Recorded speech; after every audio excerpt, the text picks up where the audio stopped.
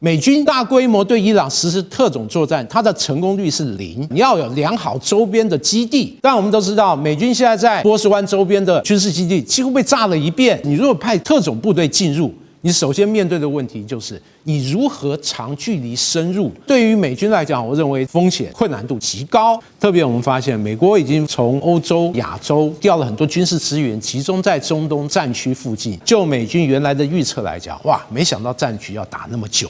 观众朋友，我们还是从中东的最新局势带您关心起啊。那么根据最新的外电呢，我们所知道的是半岛电视台、阿拉伯语频道还有美联社他们最新报道说，美国驻伊拉克巴格达大使馆传出遭到攻击。另外呢，就是在最新的这个可以看到我们的手板上面呢，杜拜国际金融中心啊，在周末也传出了遭到伊朗无人机的残骸给击中，还好呢，只造成了建筑物的外墙轻微损坏，没有人伤亡啊。但是呢，确实已经引起了海湾国家的不安。好，这是杜拜国际金融中心。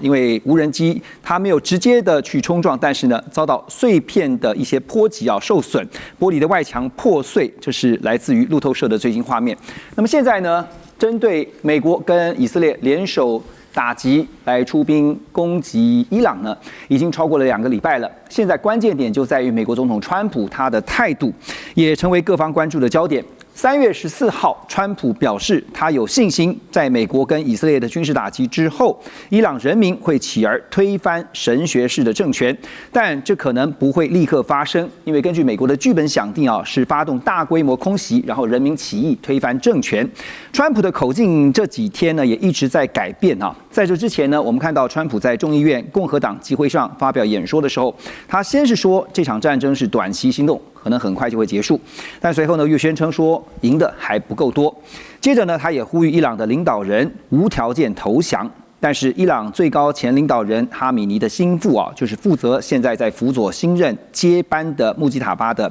这位国安会领袖，叫做拉尼贾尼，他则反向美国。他说呢，伊朗这个甘愿牺牲的民族不怕美国人空洞的威胁。好，那还有一个最新消息呢，也就是呢，在这次的军事行动当中，根据 BBC 的报道有美军伤亡，而且呢，这架 KC-135的空中加油机呢，在伊拉克的西部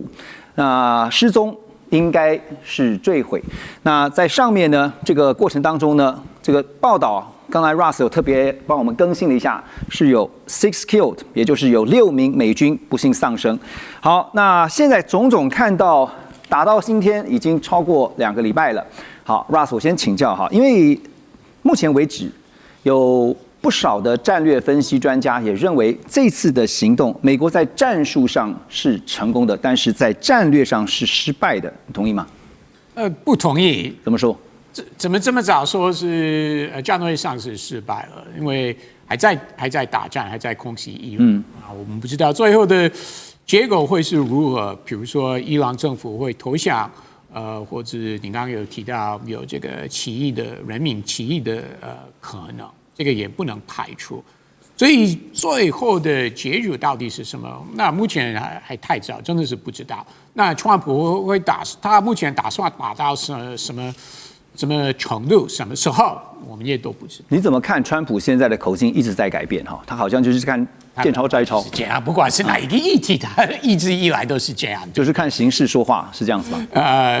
重点是我们真的不知道他有什么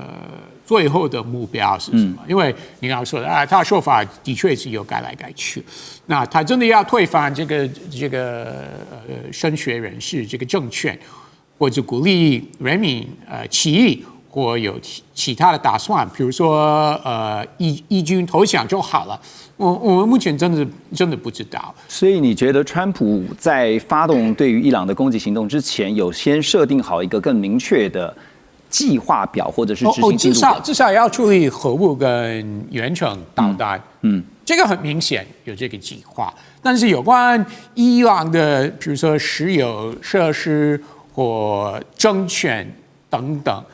我们真的是不知道川普有什么想法，真的不知道。那你怎么看说？我们刚刚特别提到了最新，就是包括伊朗的攻击行动已经不只是针对就海湾国家的美国的军事基地，现在也包括了一些非军用的设施包括像是这个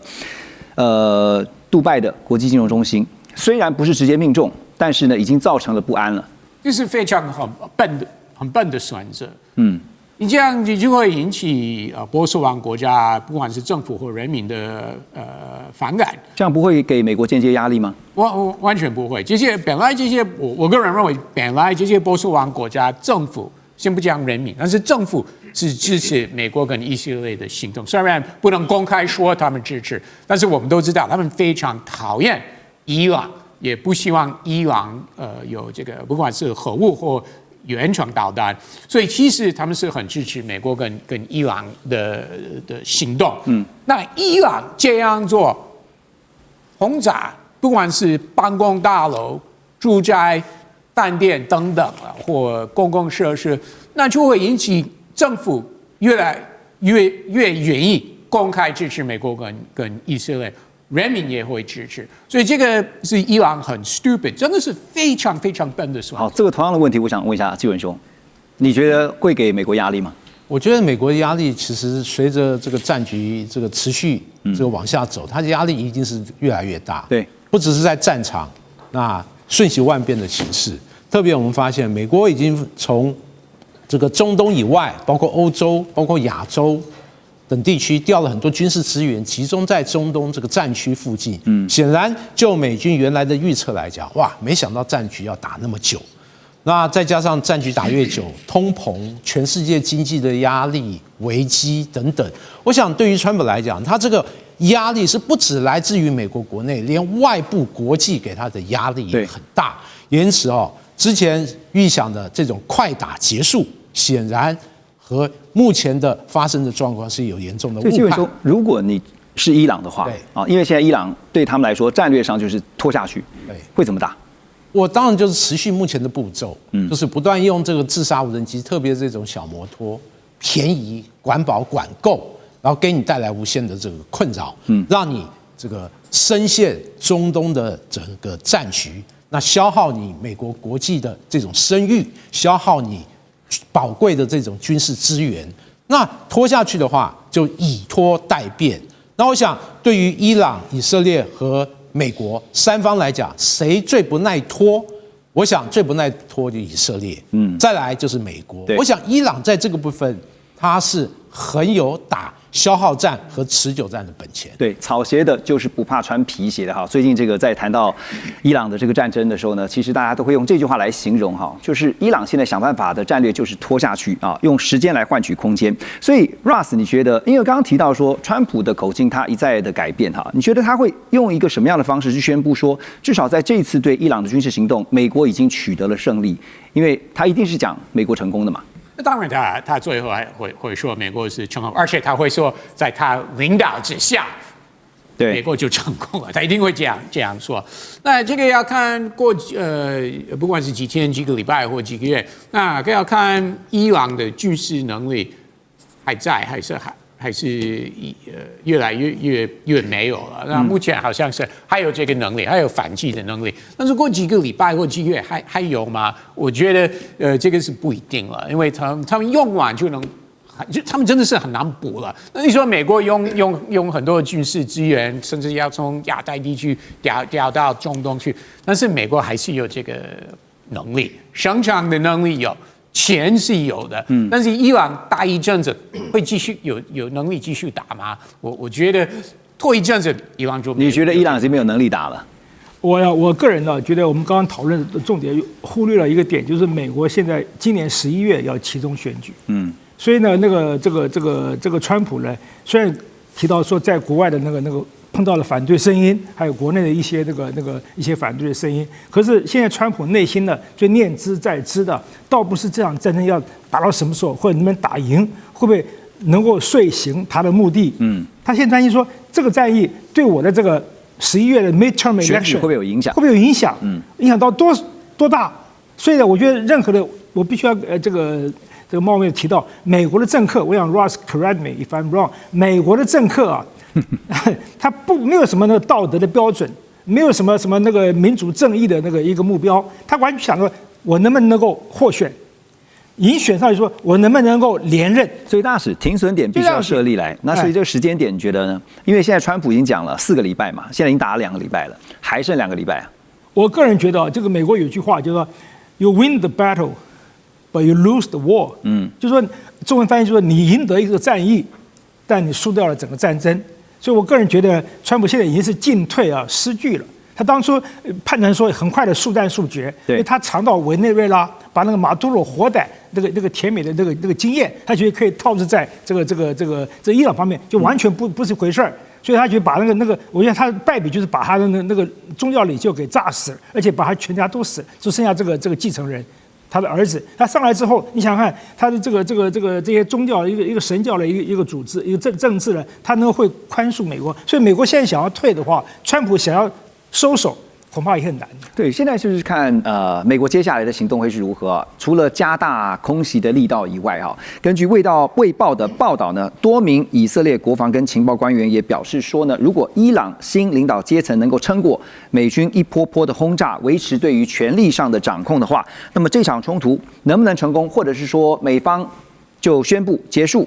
然后呢，最终可能要取决一个关键因素440公斤的浓缩铀，因为呢，这批浓缩铀在2025年6月，当时大家如果还有印象的话，午夜之锤的空袭行动当中，被藏在一座山体底下，440公斤的量足以制造超过10枚的核弹头。如果还留在伊朗境内的话，德黑兰方面可能会借此加快研制核武。那美国呢也正在派遣就是正在考虑派遣地面部队要进入伊朗来控制这批浓缩铀，但到目前为止呢，一直都还没有采取真正的行动。以色列官员表示，这场战争呢是一场高风险的赌局，如果成功的话，将会彻底改变中东，并且带来更好的局面。好，现在问题来了。一直说要派遣地面部队，但是呢，一直都没有实际的行动。要控制这440公斤的浓缩铀，当然要面对非常大的风险。我们在上礼拜已经讨论到，也特别请教了就是纪文兄，地面部队进到了伊朗，他真的面临了真的是高风险吗？他最主要考量的是什么？我认为地面部队如果在这个伊朗海岸附近进行一个这个夺取桥头堡。这个风险其实还可控，那相对成功率比较高。但如果说对伊朗的核设施，就是午夜之锤攻击3个地方嘛，我们知道就是福尔多，还有这纳坦兹，还有伊斯法罕，这3个包括浓缩铀储存设施相关的加工核有关的这些工厂，其实位于伊朗首都德黑兰以南，这3个地方分别是距离大概100公里。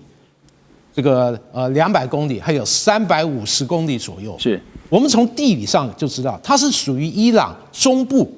而且周边都是高山。因此，你如果派特种部队进入，你首先面对的问题就是你如何长距离深入，而且你要确保你有良好的后续补给。对，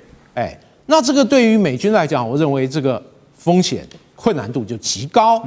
那我们打开过去的历史，美军大规模对伊朗实施特种作战，它的成功率是0。大家都知道，1979年当时派特种部队要去解救美国这个驻德黑兰使馆这被关押的人质，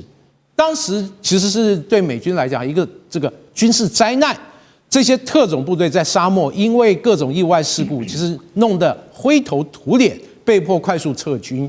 那因此。我不能说美军如果经过稠密的计划，他夺取这些核设施里面浓缩铀，成功几率怎么样？但风险是极大极大。对，而且大家知道，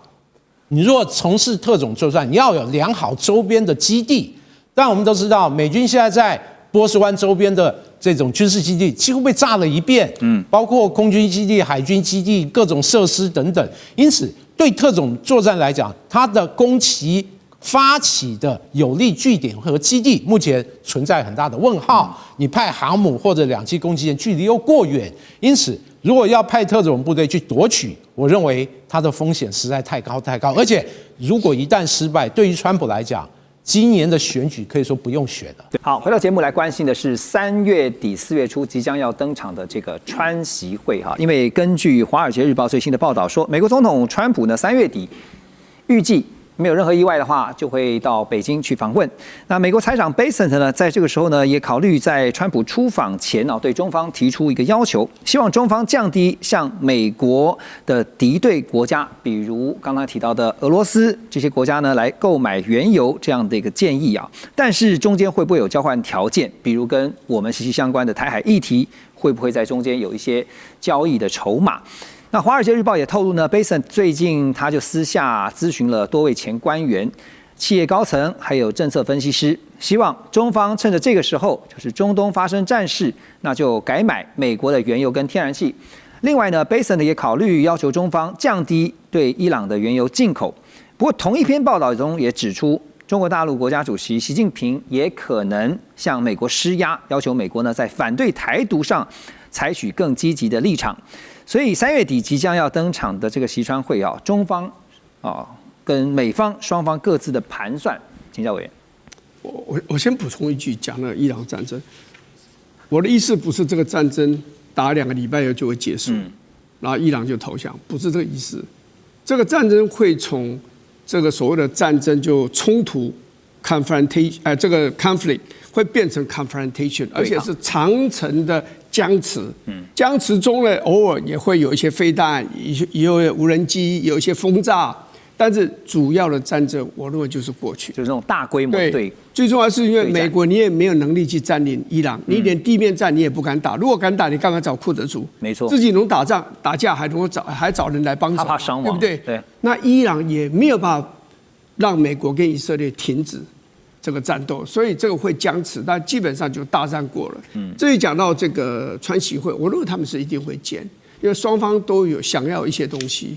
但是你说他这个川普会不会在军售上面，对台湾的军售上面，然后呢，这个对习近平让步，而且做重大让步，说我本来要卖的，现在就不卖了，我觉得不会，他会把这个决定会推给国会，说国会已经通过了，我没有办法叫这个回头啊，那可能1-2项的军购，他就让延迟推后先过个一阵子，然后再给我们，这个是有可能的。但是很大让步不会，不过这种所谓的这种领袖高峰会，他们的见面基本就是一种交易嘛。这国与国之间通常就是一种交易 ，give and take， 我给你一些，那你要给我一些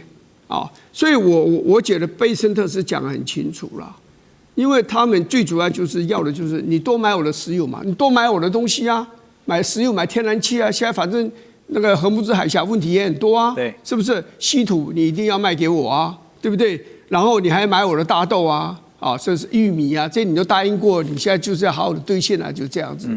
川普不会轻易低头，原因是他认为说，我在委内瑞拉多漂亮，把人家总统都抓到美国要审判了，然后我在伊朗，你看我把伊朗都差不多都打挂了，所以他现在是志得意满、很猖狂的时候，他为什么对你大陆这个低头呢？不会。但习近平也有习近平的底线，他毕竟作为一个大国的领导人。他也不会随便说我好了，那我也同意，你就台湾问题就算了，我们也不要谈了。他还是会坚决、坚强的强调他对台湾的立场。是，那委员，那我请教您那您又怎么看？因为我们从去年看到现在最新的，就是委内瑞拉这个被美国攻击，美国这个把马杜罗给抓走以后，再来对伊朗跟以色列，就是他联手进行了这个军事行动。有分析也看到说，这2个都是从战略的角度来看的话，是断了中国大陆的能源供应这个部分。现在呢，又正好趁这个机会，叫中国大陆改买美国的原油。这背后的这种，其实我觉得中国大陆的石油，它早就有做好一些，也有存量，它是多元的，去寻找这个来源说实话，你委内瑞拉，你又即使石油没有办法取得，我认为它会取得。因为委内瑞拉有欠他的钱，那美国就说，那你买，但是我不能用以前的价钱给你，我要卖贵一点给你了。那中国大陆只能接受。而且说实话，我就是没有办法买委内瑞拉，没有办法买你这个伊朗的石油它很简单，它就增加对俄国的采购。对啊，它还是有替代的。对呀，它有替代的。但是你美国说你不准买俄国的石油，那中国大陆告诉他，你可以叫印度停止就停止。你知道印度这2天又加强跟俄国要采购这个石油跟天然气，就这样子就你不能让我不能活。而且我觉得伊朗的石油荷姆兹海峡封锁也是美国很头痛的问题，因为经济如果出问题，他其中选举就会大败。他被大败，下个会期他就准备被弹劾。所以呢，我觉得他这个是他一个头痛的问题。但是我认为这个荷姆兹的这个问题迟早也会解决。现在不是说伊朗说，这个中国大陆的货船，它的石油、天然气的船经过我们不打就是了，对，所以它不会缺这个油了。选择性的管制哈。好，那现在呢也看到说，美国呢在这个能源啊、石油方面是不是有做好准备呢？因为这个中东战事爆发以来哈，跟这个美国原油期货价格呢，最新的数据显示已经累计上涨了将近21%啊。而根据美国汽车协会 AAA 他们的统计呢，汽油已经平均上涨了27美分，到达每加仑3.25美元。路透也报道，美国正在考虑采取措施来应对，就是从石油期货市场的价格飙升啊，看得出一些迹象。美方是盘算要透过金融市场，而不是实际的石油供应来影响能源的价格。那因为川普认为呢，军事行动优先于油价，所以最近看到他一派轻松、老神在在的感觉。能源金融界常常有一句话，就是 "Oil is priced on futures, not barrels"。OK， 所以。陆老师，你怎么看？就是美方现在因应这个油价短期波动，因为一定是会上涨的哈，他们的做法是从金融市场来着手。没错 ，The oil is priced on futures, not barrels。他的意思是说，这个石油的价格啊是看它的期货，不是看每一桶的那个油，所以他的意思就是说，期货的价格会影响现货的价格。那现在既然期货涨了21%，那现货更是涨得更多，我刚刚讲，甚至到了28%、35%这样的程度。那美国现在就大家传出来，就川普已经要求这个财政部长 Bessent 说，你是不是可以放空这美国的这个石油的期货指数？因为这个从来政府没有去介入过这个期货指数，但是这的确是一个很强，因为 Bessent 大家知道，他是来自于美国这个对冲基金的这个重要的一个操盘。是。他这方面非常精明，所以 Bessent 已经说他这2天会提供一个方法来解决这个问题。因为现在大家都知道，期货涨的时候，那这些手上有油的或者没有油的，他可以去放空这个期货，然后去买现货，或者是卖掉现货去买期货，在这里中间套利的空间非常的大。那川普就想要用政府的角度去介入。去防止这个套利交易的持续发生，让现货的价格跟期货的价格能够趋于一致，所以他想要做这个目的。那当然，他可以比照上次2022年，他可以把第一 SPR 就战略的石油把它释出来，这也是一个方法。第二个，他可以去要求这些你玩期货的人，你的保证金我给你提高，我在监管的时候来给卡你第三个，他想办法把荷姆兹海峡的问题给它解决，所以他有很多的工具可以采用。不一定会受到这个影响，但是他说放空期货这个指数的确是一个很特殊的一个方案，因为从来没有这样。所以万一赔钱的话怎么办？前所未见哈。对，前所未见。但是川普能够做得出来，大量放空，而且大家知道，石油每一天的这个交易价格都上千亿啊。对。所以这个你要影响的，能够影响要放多少钱能够影响这个价格就不知道了。对，所以这次美国对于这个伊朗所采取的军事行动，不能单方面的只从军事层面或角度去思考这件事情啊，因为他要去操纵或是影响金融市场的背后的盘算跟这个考量是什么，恐怕也是值得大家去深入思考的。那这次的军事行动当中，其实对于军武实战这件事情啊，也有多所讨论。这个舆论战打得凶啊，像是英国经济学人就报道说呢，这次部署在德黑兰周边的中国大陆制的红旗9B 防空系统没有办法拦截到这个美以联军的攻击。还有呢，最近几天这个攻击行动当中呢，看到美军跟以色列空军出动了 F-35跟 F-22隐形战机，再配合无人机跟电战飞机啊，完全压制住了伊朗的防空体系，同时干扰到雷达，让伊朗的整个几乎是说瘫痪了，很难完成这个有效的探测跟锁定。好，那美军的有人机、无人机整合到达什么样的程度呢？根据以色列国防军最新的一个消息证实呢，空军的 F-35I 一架战机呢，在德黑兰上空击落了一架伊朗空军的，就是俄罗斯制的亚克130高级教练机啊，这也是 F-35系列从出厂以来呢，首度在实战中击落有人战机。那所以这代表的一件事说，任何武器强调它再厉害，但是实战说了算。所以这一次，如果说美方强调伊朗所使用的包括像是东风、红旗防空飞弹不管用，缺乏实战的意涵，但是我们也看到2006年正式出场的这个 F-35啊，到了这一次，到了刚刚所说的这个 F-35I 击落了伊朗的高教机，那它所凸显出的战略意涵又该怎么看？我觉得这个问题有2个层面，就是第一个到底这个红旗系列的这个防空导弹到底管不管用？第二个是 F-15的这个F-35的战力到底是怎么样？那我想这个红旗9B 这个防空飞弹，其实它搭载是 JY-26雷达，那这个雷达其实是针对逆中战机，没错，它是长波雷达。那雷达的运作的困难是说你反射回来的波要越多，我越能精准的定位你在哪里。可是问题是现在逆中战机它包含涂料还有反射的这个角度，其实算过，所以在雷达上面，以 F-35来讲，它的大小大概跟一个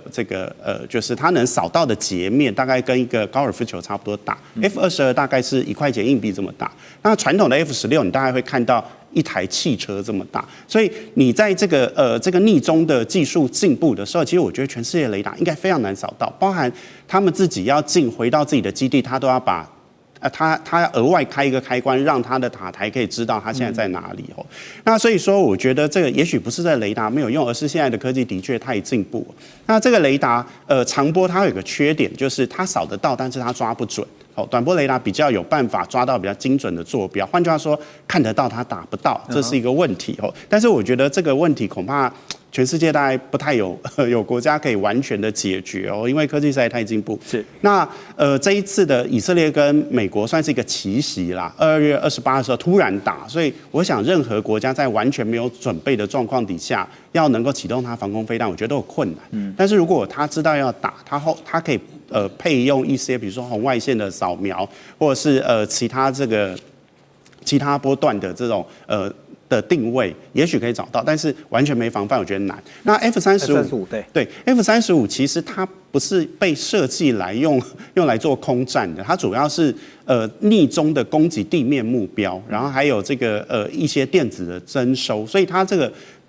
是一个你可以理解它是一个多功能型的空中战机，但它不是主要用来做空战。其实同样 F-22也很少在这个直接在空战里面击落对方的飞机，但是他们的这个攻击强度确实是很强，主要打击地面目标，精准又不容易被找到。那这一次的这个案例就是亚克130，它其实教练机，它可能有配一些武装，但是我觉得也不太能够完全定义它是一台战机哦。那也就是说，它被 F-35给击落，但这个不是 F-35主要的任务。所以在过去2006年 F-35问世以来，我们会感觉它好像很少击落飞机，没有错。但是不是因为它性能不够，而是它被设计的时候，并不是被期待用来做空中的缠斗。好，回到节目继续来看现在中东局势，美国这次攻击伊朗呢，除了聚焦在空袭，还有呢飞弹上的对抗之外另外一个值得关注的焦点就是在战场上的消耗战。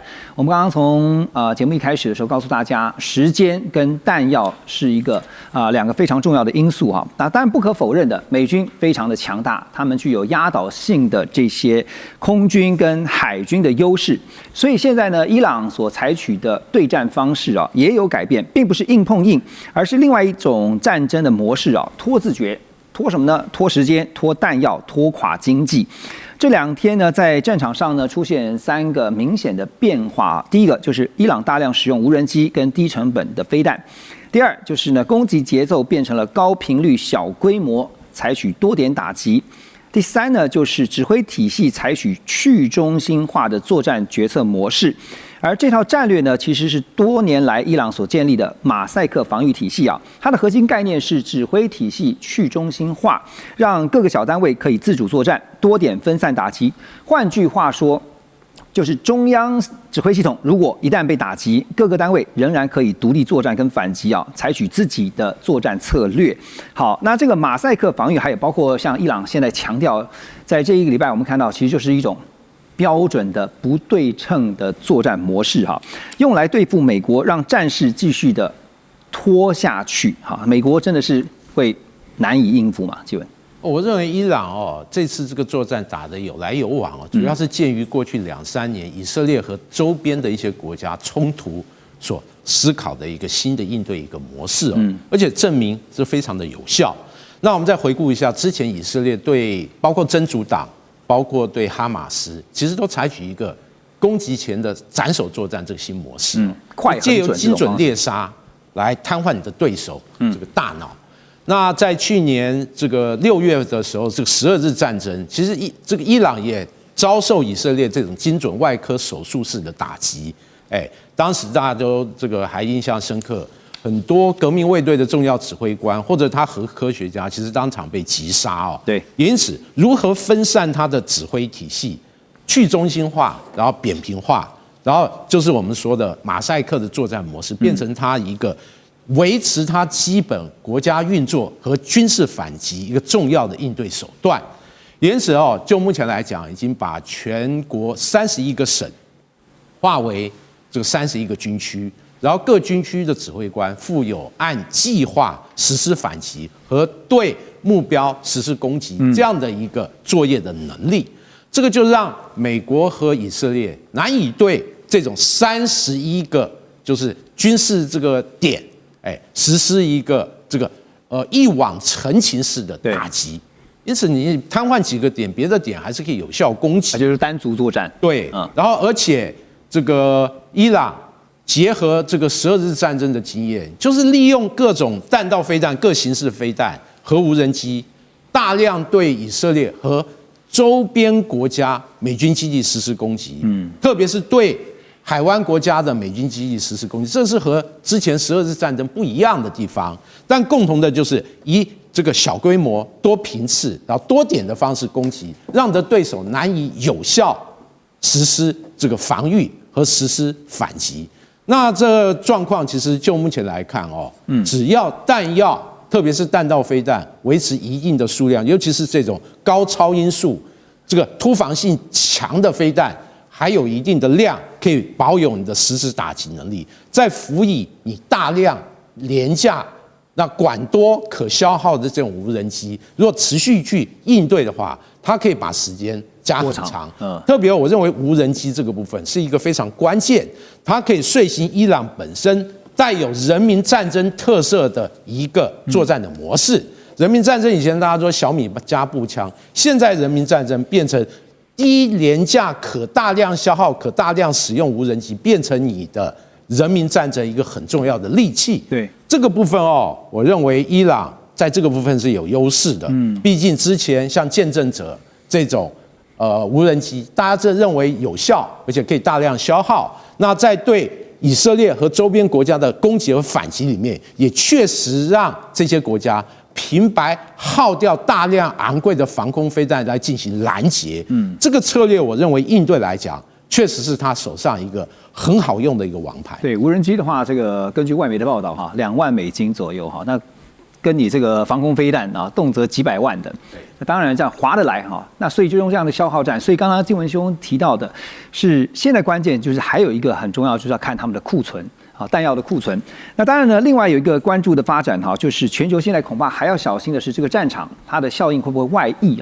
会不会不只是在中东、在伊朗这个战地而已？那最近几天呢，美国境内也接连看到发生了多起大型的枪击事件，而部分案件呢，甚至被怀疑有可能涉及极端组织。因为最近听到了99岁的伊朗宗教领袖大阿亚图舍拉子，他就公开宣布，他呼吁全球的穆斯林对美国跟以色列发动宗教圣战。而路透社也引述了德国官员的说法，指出伊朗可能动用潜伏在欧洲的休眠细胞展开报复的行动。所以如果是以宗教作为号召，其实是非常恐怖的。因为呢，如果有这种对于宗教极度狂热的，特别是极端的伊斯兰分子的话，在各地发动恐怖攻击，那这场战争恐怕就不只是局限在伊朗跟中东地区了。大使怎么看？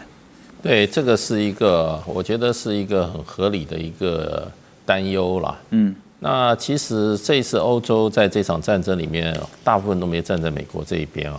就是因为它国内的这个所谓的民族比例的问题。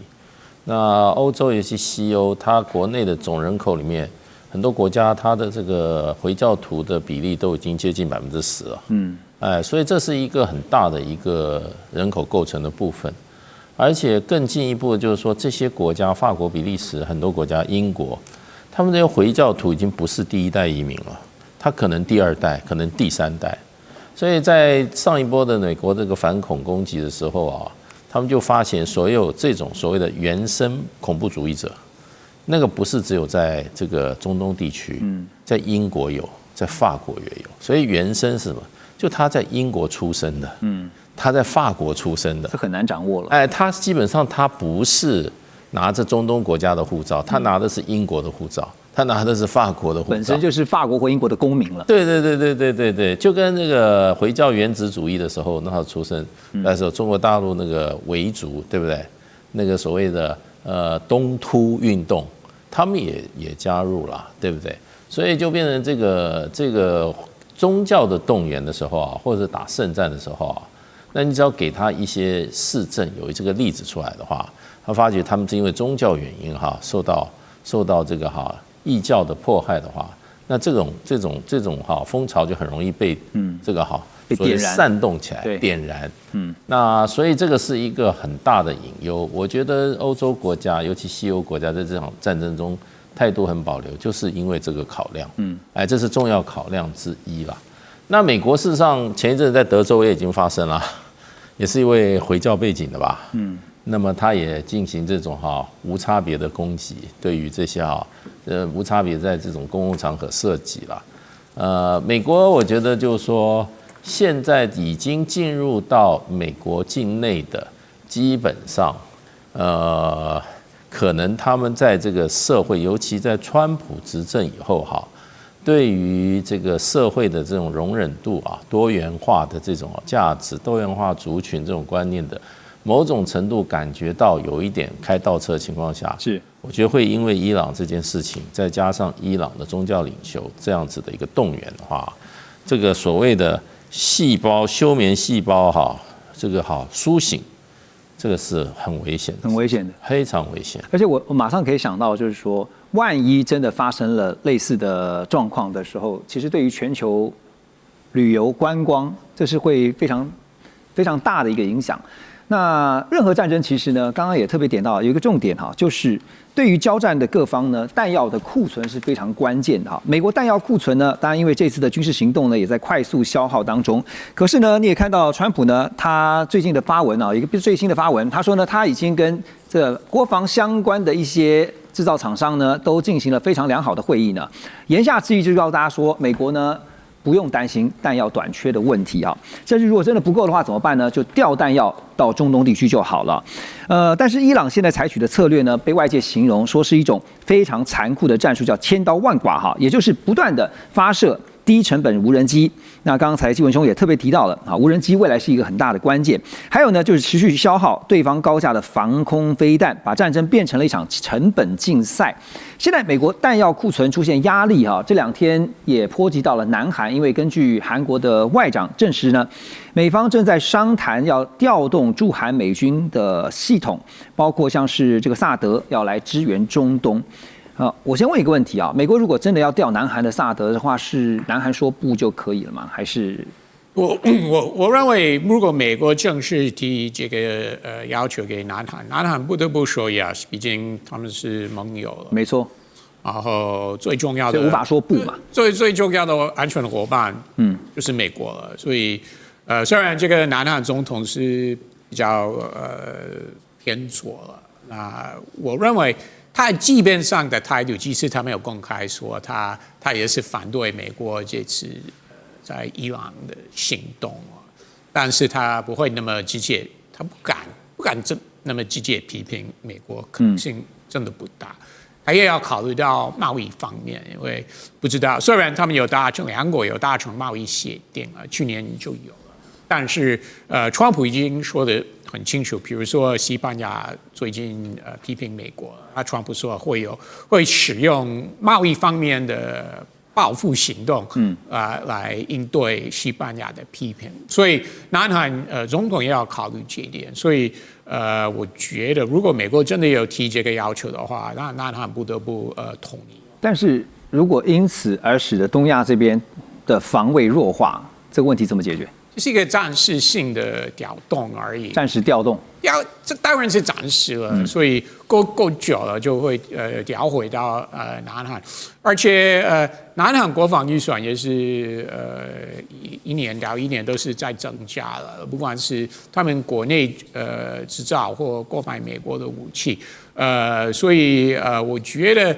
暂时调动这个系统。不会造成南韩的国防安全太大的问题，大家都也知道了。好，但是对美国来说，可以有这个算是补助吧，这个系统当然在美国正在中东打仗的情况的话，这个是算是很大的帮助。OK， 刚刚 Russ 有特别提到说，我们有讨论到时间的问题啊，那所以接下来你觉得美国的打法会是如何啊？因为时间会是一个越拖越久的话，其实对美方是越不利的哈。那当然，伊朗希望尽量把时间往后拖。我们也刚刚讲到说，这一场战争变成了一种是在成本之间的竞赛。当然也看到了美国呢如法炮制，就是呢用无人机，也是低价的无人机呢去骚扰跟这个摧毁这个相关的防空系统哈，是让伊朗防不胜防。那换作如果现在是美国陷入这个成本的困境的话。刚才基文兄有提到说，价值2万美元的这个无人机就拼你这个400万美元的爱国者飞弹来拦截的话，美国自己的反制之道是什么呢？你觉得？这方面，我觉得川普说实在一点不在乎了。第一，今年的国防预算是有增加很多钱了，就是共和党国会议员配合，那所以预算上，我觉得川普根本没有这个担忧，所以他不会考虑到Patriot 的飞弹一枚多少钱这么细的问题，或者每天整个美军在打仗的已经有新闻说是每天多少钱呢？我觉得川普不会考虑这一点，尤其是在这个时候，所以我还是认为川普会看其中选举还有。整个情况，比如说油价有没有受到影响，然后中东国家是怎么看？沙特阿拉伯、阿联酋这些，对川普来说，他认为这些国家虽然 relationship 关系是没有达到以色列那么密切，但是川普跟这些国家的关系还是算是非常非常不错。他去年刚上任就去访问，对不对？他们都有投资承诺投资美国很多钱等等，所以川普也是会听他们的意见，然后就决定什么时候要结束了。所以他会看整个情况。好，所以 Russ 觉得成本不是问题，基文兄觉得也同意吗？我觉得成本对于美国，它还是必须要考虑的，特别是不只是成本，还有库存。美国它的目前工业生产能力能否快速弥补库存？尤其是美国是世界性的军力，它不会只考虑到中东地区、东亚地区，它要不要防御和面对和中国大陆的大国竞争。因此在衡量的这个同时，它不只要考虑成本，还要考虑它的弹药这个安全库存，维持战备之所需。因此我认为这个相互牵动之下。那美国会更要求他的盟国，比如给予巨大的经济政治压力，要求盟国来分摊他一些防御。对，虽然像欧洲国家很多都说这不关我的事，这你美国自己事。但面对波斯湾国家，特别和欧洲也很有关系这些国家的要求之下，那目前已经有部分欧洲国家说我愿意提供一些防御，但这些防御是。海湾国家各自买单，还是欧洲国家自掏腰包帮你防御？这个到目前还没有一个正式的一个这个答案。对，但总体来讲，这个资金的支出或者成本，不只是美国，欧洲国家也是这个算盘打得很精明。